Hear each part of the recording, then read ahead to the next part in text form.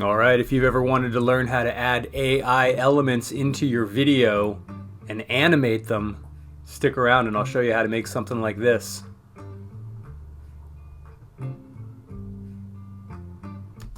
Okay, so you notice that we're starting off in Adobe Premiere, and I will show you why we're doing that in just a second.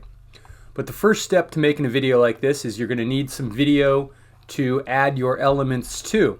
And so for that, we've gone ahead and recorded a clip using an iPhone in 4K. I definitely recommend shooting in 4K because doing roto work in AE is pretty tricky with HD footage. If you have a good HD camera, you might not have a problem, but in this case, I definitely would recommend having those extra pixels. And so our first video clip looks just like this. Short 10-second clip walking across the camera. Now, one thing that's important here is that you realize that the camera is not moving. You might have noticed a little bit of motion in that first clip, but that was all added in post. Again, another benefit of using 4K footage is that we can punch in, edit it in an HD window, and that gives us a whole bunch of extra pixels to work with. We start off with a clip like this, walking in front. And kind of being in the middle gives us a nice foreground to drop in some elements as well as a background. In this case, if we look at this, we've added in 2 robots, and on top of that, we've actually added in some puppet tool to add some motion into those robots. And what Photoshop AI allows us to do is not only create these elements, but it blends them really nicely in with the background. That can actually create a few issues, but we'll get to that in just a minute. So the first step is to go out and record some video. And in that video, you're going to need what's called a clean plate. This is just a screenshot of the entire scene with nothing in it. So make sure to run the camera before you walk into the scene. Now, the reason we're starting off in Adobe Premiere is because we're actually going to use Photoshop, Premiere, and After Effects to complete this project. And the only thing that we really need to do in Premiere is get that clean plate. One thing that Premiere offers is the ability to shoot frame grabs or screenshots and save them as TIFF files. That's going to be great because it's not going to add any compression, so that when we take it into Photoshop and manipulate it and bring it back, it'll look just like the video we shot. So the first thing we want to do here is find this little camera icon right over here in your project window. So the first thing we'll want to do here is find this little camera icon right over here in your program window. If you're not seeing it, go over to the right and you should see a little plus sign. Mine looks like it's being trimmed off here. There we go. Oh, right over here. This little, in my case, it's just a dot, but this is the button editor. And if you click on this, you can go up here and grab additional tools and drag them down to your toolbar. So in this case, if you're not seeing this camera, go ahead and click that button, grab this little camera, and just drag it down to your toolbar, and then you'll have it. First, put your playhead over a frame that is clean, and then click the Export Frame button. And we can call this Clean Plate AI. And we'll save it as a TIFF, and also make sure to import it into your project. That's going to save us a little bit of time, so we'll click OK. Now that we have that clean plate right here, we're actually going to right click on it. We're going to send it into Photoshop by choosing Edit in Photoshop. Okay, so now that we're in Photoshop, we can go up to View, Fit to Screen. And so what we can do at this point is add in AI elements. And if you've never done this, it's incredibly easy. All we have to do is come over to the lasso tool, which is the third tool down. If you're not seeing it, go ahead and hold your mouse down. You might be seeing the polygon lasso tool, but in this case, we want just the regular old lasso tool. And all we have to do is come over and find a spot where we want to drop an element, and we'll create a shape so it has an idea of how big we want it. And once we finish that shape out, all we have to do is type in what we want to see. Now for mine, I typed in retro robot rusty old maybe graphic might make it look interesting, and that should work for the first one. And so we give it a second, and Photoshop is going to create some AI elements, but it's not just going to create the elements, it's actually going to blend them into the photo, and that right there is some of the hardest parts of doing this. Now, we don't have to necessarily choose the first one we see. We have 3 options over here, and we can take a look at which one we want to use. This one looks pretty cool right here. We also want to make sure that we have some pieces that we can animate. And in this case, I think I could animate the head of this pretty easily. We'll go ahead and use this one right here. So that's going to be our foreground robot. And then over here, I'm going to kind of use this green border to create another robot. And so I'm going to kind of just trace right along that border and then go pretty tall with this one. And I'm going to kind of type in the same words, but I'm going to just try to add a few different ones to maybe get slightly different results. Put in rusty, old, maybe broken. And you can try things like post-apocalyptic and see what you get. Graphics seem to give us some interesting looks. So let's give that a shot and see what we get. Okay, so there's our first one right there. That looks pretty cool. Got one right there and one right there. That one looks pretty cool too. Now the thing we need to think about here is not just the robot, but what it's doing to the area around it. When we go to animate this, meaning if I use the puppet tool to sort of drag the head to the left, it's going to take whatever it's done to the ground, because this image actually expands beyond just this robot, meaning if I click it on and off, you can see that it's affecting the background. It's added in a bunch of extra bushes in there, and you can see based on what's there and what we get, it changes a lot. And so what's going to happen is, you need to just consider this, is that if we do decide to mask him out to make him move, it's going to remove a lot of this brush right here. As long as we keep the motion minimal, it probably shouldn't be too much of an issue. But again, I just wanted to point out the fact that what Photoshop's doing with AI goes beyond just the robot. It's also adding in areas around it. Again, look, if you look at this robot here, if I turn it on and off, you can see that it's affecting these bushes here in the back. And I'll probably end up removing that when I mask it. It's actually added in a bunch of extra tiles too. But again, we'll fix that when we get into After Effects. So if you've added in your robots or whatever you're adding in, you are all set and done in Photoshop. So what we need to do at this point is just hit Command S to save. And it'll give us TIFF options. We'll click OK. It says including layers will increase size. OK, not a problem. And just by saving that, we can now go back to Premiere, and we will see that our screenshot will update. And so if I come over here and I grab that clean plate and I drag it out over my image, now we have robots in our clean plate. And so as you can see here, we've got a duplicate frame of the video, one with robots and one without. So at this point, we're ready to go into After Effects. So let's go ahead and select our layers and right click and choose Replace with After Effects Composition. And that's going to take us right into After Effects with all of our layers intact and create a new composition for us to work in. Now if you look over here, you see that we have 2 layers, our clean plate and our video. Go ahead and scale this up by hitting Command plus a few times or choosing Fit to Screen. So top layer is the clean plate and the bottom layer is the video clip of the person walking across the screen.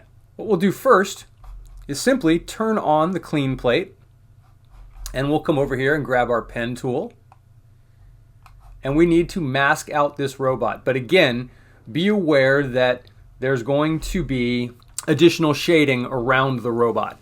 Also, be aware that if we want to make the arms move, we have to mask them out completely so that when they move, they don't take the ground with them. And that's just because of the nature of the puppet tool and how it works. So I think for this one, I'll limit the movement just to the head. Okay, so as we go to do our masking, again, keeping in mind that there's going to be additional shading added by Photoshop that won't necessarily match up with the video clip. So I'm just going to start over here on the left, and before you do anything, make sure to select the clean plate layer, or else you will end up getting a shape rather than a mask. So when I mask, I like to zoom in, use the space bar to get the hand tool so I can move it over, and then I can get much better results. And so we just come around here, and if you're new to the pen tool, basically my advice is sort of trace it like you were tracing something, and essentially just click and drag forward a little bit. And that really helps get the best results with the pen tool. Just click and drag in the direction of whatever it is that you're tracing.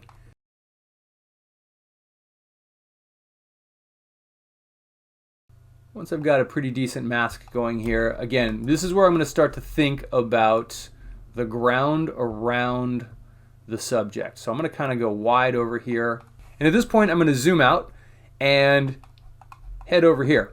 Now, one thing I want to point out is that I made sure to sort of not go any higher than I needed to. I definitely didn't want to get in the footpath of the person walking, meaning that we want the mask below where their feet will be. Cool. So now that we've got that, I'm just going to mask outside the frame here.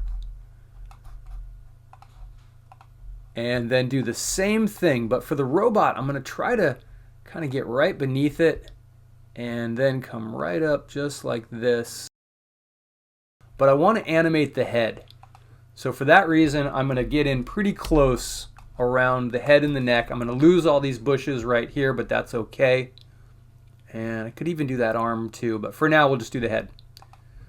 So as I come over here, I'm just drawing a quick mask around this head.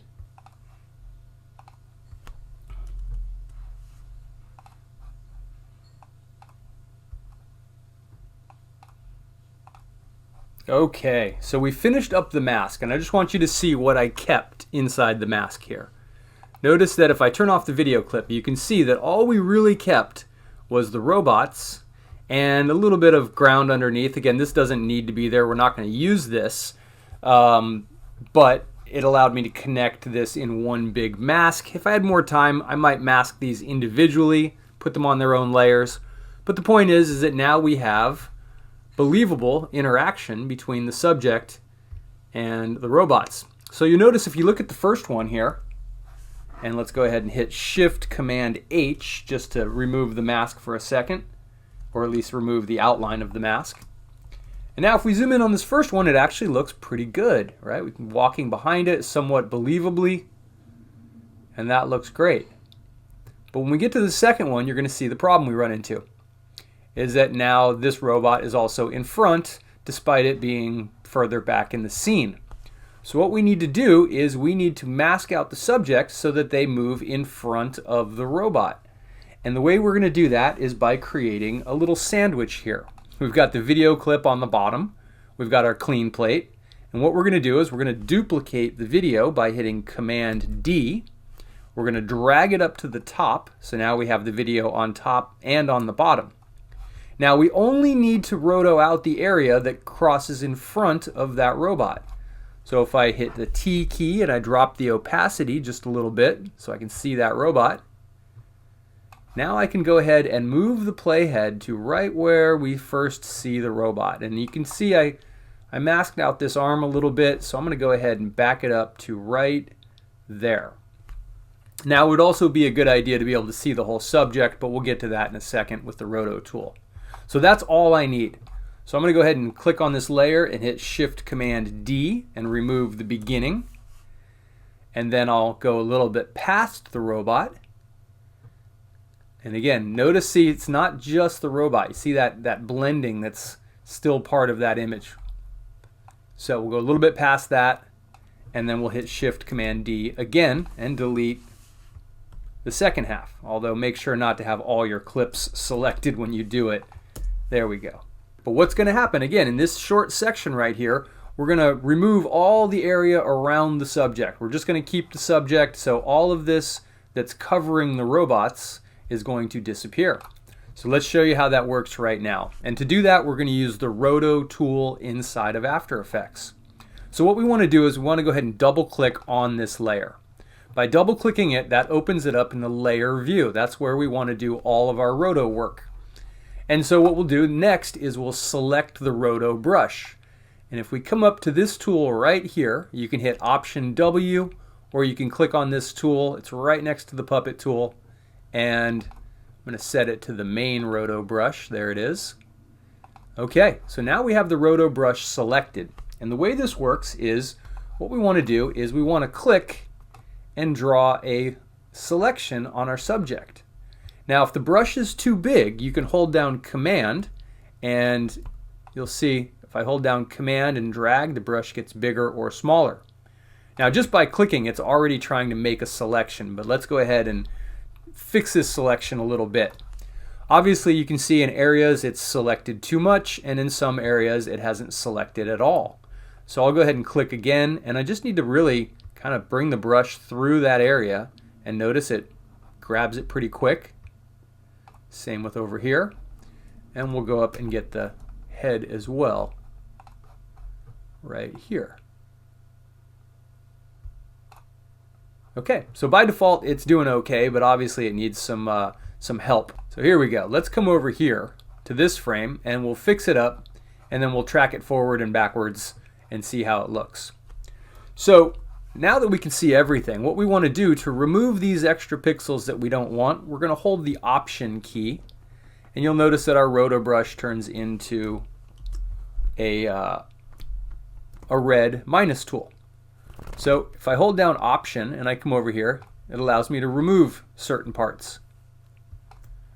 And if I go too far, I can just take my hand off the Option key and reselect parts. But again, we'll come down here, Option, and just remove anything that you don't want in the selection. Now overall it looks like it's pretty good. We've got some nice contrast between the foreground and the background. It's a little bit wide, and that's due to motion blur. That blue is blurring just a little bit because of the motion, and it's kind of picking that up. I'm not too worried about that. If I wanted to get rid of that, I could come over here and I could use the feather edge, or I could shift the edge in a little bit. But for now I'm going to just see how it looks like this. Then we get up to the head, and one spot that is not a bad idea to use the feather tool is around hair. So if we come up to the Roto Brush tool and we hold down the mouse, you'll notice that there's also a Refine Edge tool. With this tool we can come up and just sort of pick areas that we want to be a little bit more feathered and select those, and that will apply that Refine Edge tool to that area. Overall, I wouldn't call this a perfect roto, but I think it's good enough for what we're trying to do here. So at this point, we can go ahead and have it analyze forward and backwards, and the way we do that is by using the right bracket key. So right sort of under the plus and delete key, above the return key, you should see the right bracket, and if we press that, it's going to refine the edge and propagate the frames. And you can see that's what it's doing right now. It's doing all the forward frames, and if you want to be able to see a little better what's going on, what you can do is use one of these view selections down here. If I press this red button here, now you can see that it's showing us just what's being rotoed. If I back up the playhead, so notice it's selected a little bit too much here, so we'll just go ahead and hold down the Option key and remove this area, and we'll let it run again. And it'll self-correct. It's really cool how this works. So now that we've removed that area, we're just going to hit the right bracket key one more time. Bring that playhead back. Let's make sure we didn't add anything we don't want right there. Got some stuff I'd like to paint out, so we'll hold Option. At this point, we're just working on the selection. And then we could go forward using the right bracket, and it's reselecting and reanalyzing that area, and we'll see what we get here. Okay, let's back it up and see what we got. Again, I'm going to use this view right there. So it's definitely not perfect, but it should work okay for what we're trying to do here. So if you're happy with your roto, and again, we could go in and play around with the edges a little bit, maybe contract it, shift the edge in, you know, half a pixel or maybe a full pixel, 10% here. That's going to just tighten up that selection a little bit, and that looks pretty good. You could even add just a little bit more feather if we wanted to. But generally, this is going to probably work just fine for what we're doing. So if you're happy with your roto, you can use the freeze button, and that's going to apply the roto to the actual footage. Up until this point, we were just working on getting the selection to look right. And again, this is the next step that will apply the masking to your footage. Okay, so now that we've got our footage rotoed, let's go back to the comp view and let's take a look. If we back it up here, we can see that the roto looks pretty good, but you notice what it did here? It threw our footage out of sync. Not the end of the world. Just means we need to grab our footage here and find the frame where we walk in front of the robot and then grab this clip and drag it back over here and line them up. Look at that one more time.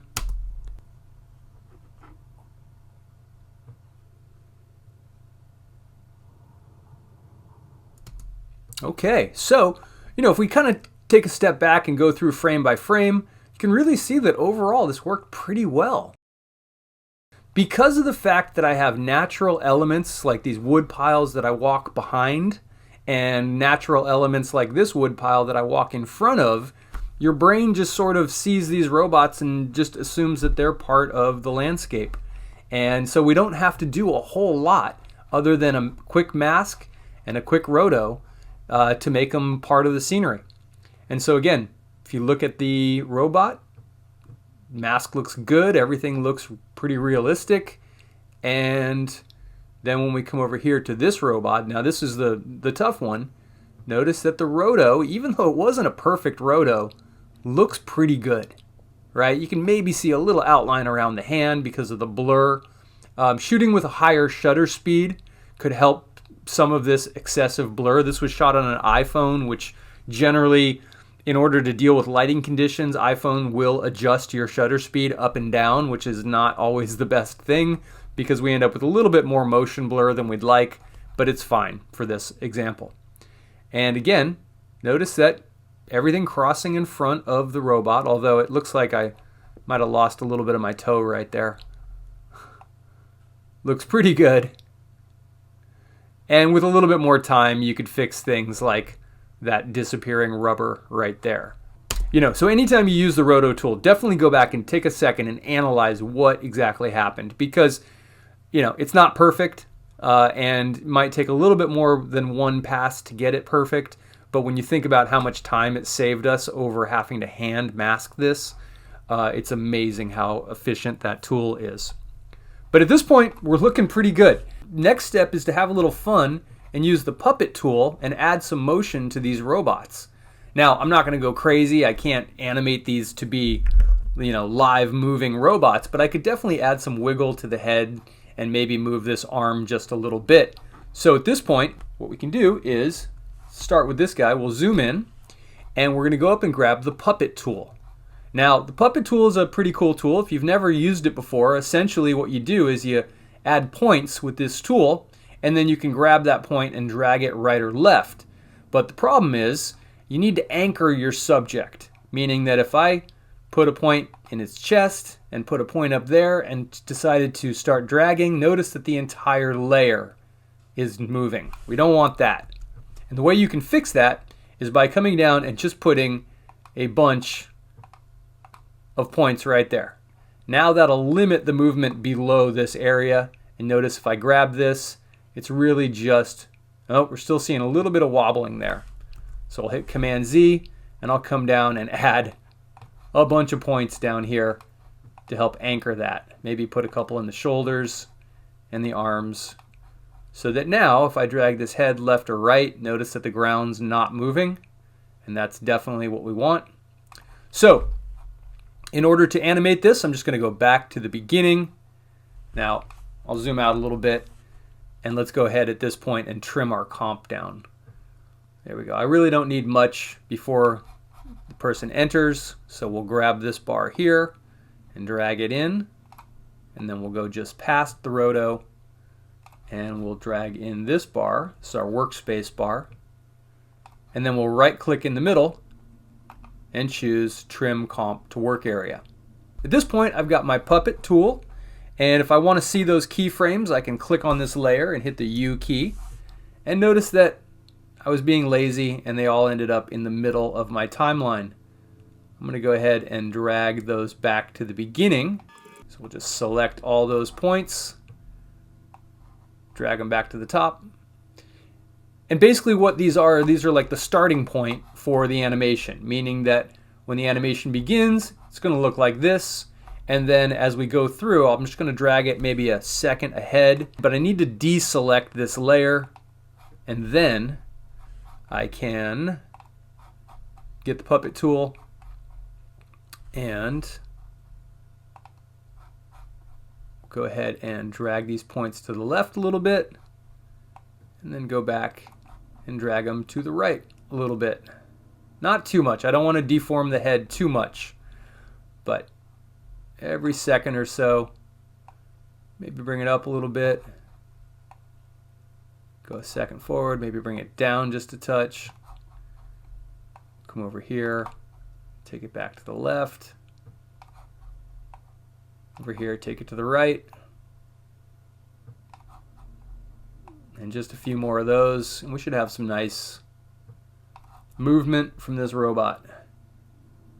Which again, just adding a little subtle movement helps to push the idea that these are actually in the scene. All right, let's back that one up and see what we got.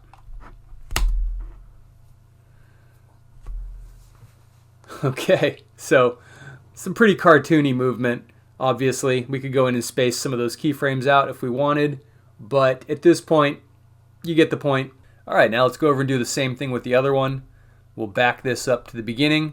We'll come over and zoom in on this robot. Now with this guy, I've got this arm clipped out. We've got the entire head clipped out. So that means that we can add some movement to those parts of the body. And again, I'm just being overly generous here with these anchor points to hold this thing still. All right, and then again, I'll put one in the top of the head, and I'll put one at the edge of this arm. And again, these are going to be the two that I move, and these will hopefully hold it in place. So we'll go a little bit forward, and we'll move that head to the left, and let's go ahead and raise this arm up. That's pretty cool. All right, we'll go a little forward.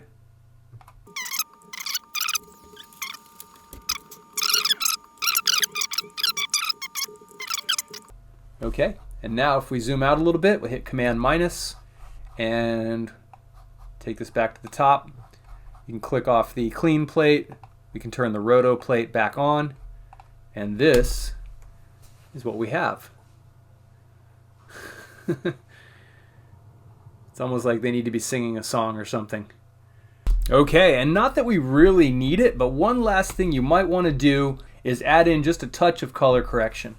Now, generally speaking, these robots look really well blended in.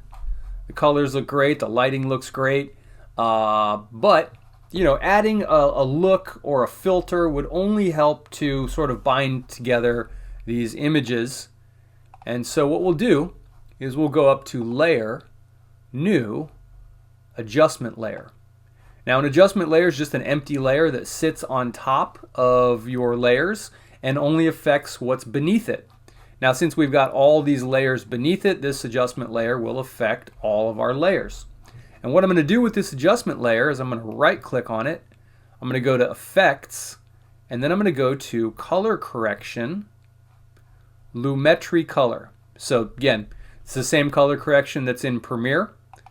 We'll go ahead and click that. We'll go up to Creative. And if we go to Looks, that's where all of the filters are. And so if we go to Look, we can set it from none to, I don't know, whatever you like really. I'll try Kodak. Gives it kind of a washed out look. That's kind of cool with the robots. But the most important thing about these looks is that you don't have to use them at full strength. There's an intensity slider right here. So I could drop that intensity a little bit. And now, if we watch it back, everything's got that slight washed out camera film look to it. Looks kind of cool. Obviously we could go crazy. We could add a vignette. You know, bring that in just a little bit to darken the corners. Really whatever you want to do. We could add a little color to the shadows using the shadow tint. Tint those maybe slightly blue and maybe push our highlights up into the orange a little bit. Again, this is all to taste, and the first thing I would say is make sure not to go crazy with it. All right, and that looks pretty good right there. So at this point, all we have to do is hit Command S to save this, and it all automatically will update inside of Adobe Premiere. So if you look over here, you can see that we have our composition and that we've trimmed quite a bit of it off. That's why a lot of this has these lines over it. If we come over here, we can see there's our video. So I'm just going to select these and hit the W key to trim those off. And now all we really have to do is render this out. Okay, we've rendered this out and it's playing back and looking pretty good. Last thing we could do would be to then go up to our sequence settings and change our sequence size from 4K down to HD. By doing this, it's going to punch in by 50% into our clip. So all I've done here is typed in 1920 by 1080 and click OK. And click OK again. If we punch in just a little bit, we could actually add a little bit of keyframed movement into this frame to create a pan. So we'll click Position, and then we'll slide it over here. And now we've got some nice panning motion in the shot to make up for the fact that we had to shoot it all locked off. All right, and there you go. Hopefully you learned something. If you liked this, hit the like button and don't forget to subscribe for more videos like this.